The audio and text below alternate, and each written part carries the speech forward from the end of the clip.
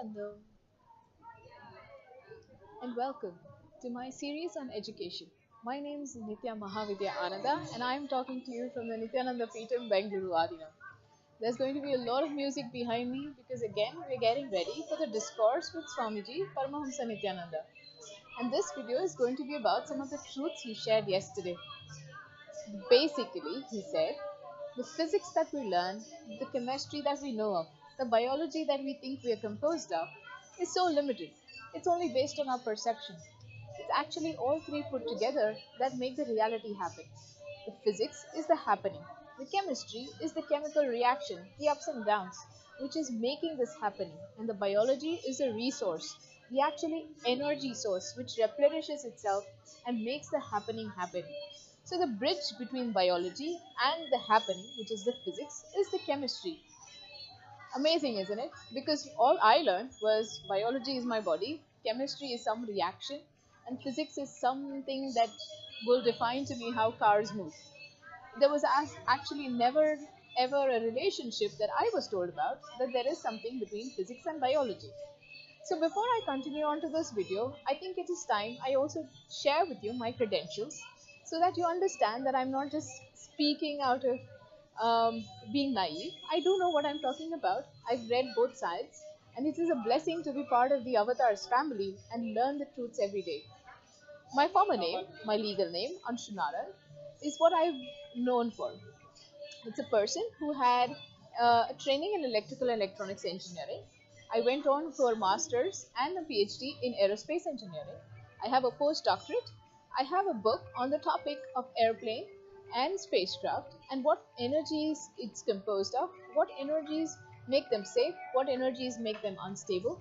I have an entire book written on topic of how things move on different timescales, how at the end of the day some things always come down and fall onto what's called a manifold. It's based on analytical maths, on flight dynamics, flight mechanics, flight engineering, space sciences, and analytical math fields of singular perturbation theory, all of which very advanced subjects in applied mathematics and aerospace engineering departments. And from that understanding, I have devoted my life, or at least my professional life, in trying to understand what makes systems safe. See, everything that we know of, everything that Newton said was basically the forces have to be balanced. If there is any force that creates an imbalance, that's when we will lose stability, more or less so. And then we have the entire Lipinov theory that tells us how we can make sure something is balanced or not, right? So if I pick up my phone, it's made up of several, what Newton said is it's going to be impacted by several external forces and internal forces. Because it's a rigid body, Newton said the internal forces will cancel out because it doesn't change shape. Depending on how much external force we apply, that is what will determine whether this object is in balance or not. And by balance, we mean something like this, where I can balance something off of my finger, or if I cannot balance it, at the end, at the edge of it, right? So really, we're all taught that sum of external forces is what will determine whether something is balanced or not. And if the sum is zero, which is equal and opposite forces act, then we know that the sum is balanced and the system is stable. And that's what we all read, and I wrote about, and I taught my own students only till yesterday, when Swamiji actually revealed that what we are missing in this entire science, in this entire physics, is the concept that the forces are not just external or internal, there's also something else, which is consciousness. That consciousness which we could not measure, which Newton didn't know how to measure, or at least did not think can be measured. And that consciousness can actually continue to keep the system stable even if it's at the edge. Now, what do I mean by that? If you've not already seen, there are a lot of people from the Nithyananda disciples group that can move objects just by the power of their will, just by the consciousness. They don't need any external force. So what's happening there? That's when what Swamiji reveals comes into hand. That's when our modern education failed. It failed to see that biology, chemistry, and physics actually have a connection between the two. The biology, which is the being, the energy, the consciousness, when it gives a command through the chemistry or the communication to the actual happening, which is the device in front of you, it can move things from that consciousness alone.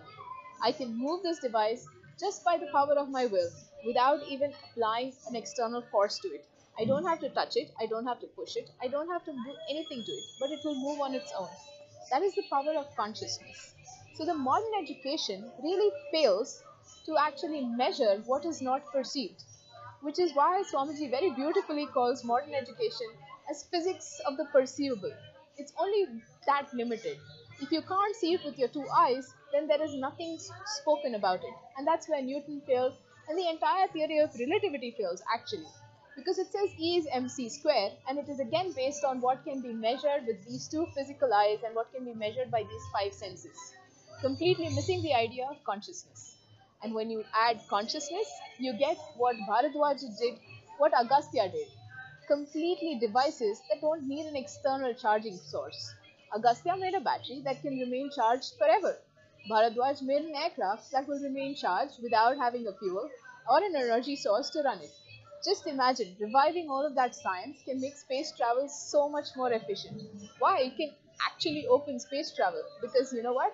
None of us have really made it out there. We're all still in the atmosphere of the Earth. We haven't really crossed our domains. So let's open the doors for space travel, for all those space enthusiasts, for all the aircraft engineers. Here's my invitation to you. Come, learn from the avatar Paramahamsa Nithyananda. Join the Nithyananda University, and there's so much more research and education that you can be part of. And if you don't know how to, start very simply by logging in at 8 p.m. IST in the Nithyananda Satsang happening every day on nithyananda.tv, on facebook.com/Paramahamsa Nithyananda, and on YouTube Paramahamsa Nithyananda. There's many more truths that you will learn, many more revelations that will come that the modern education fails to explain. Nithyanandam.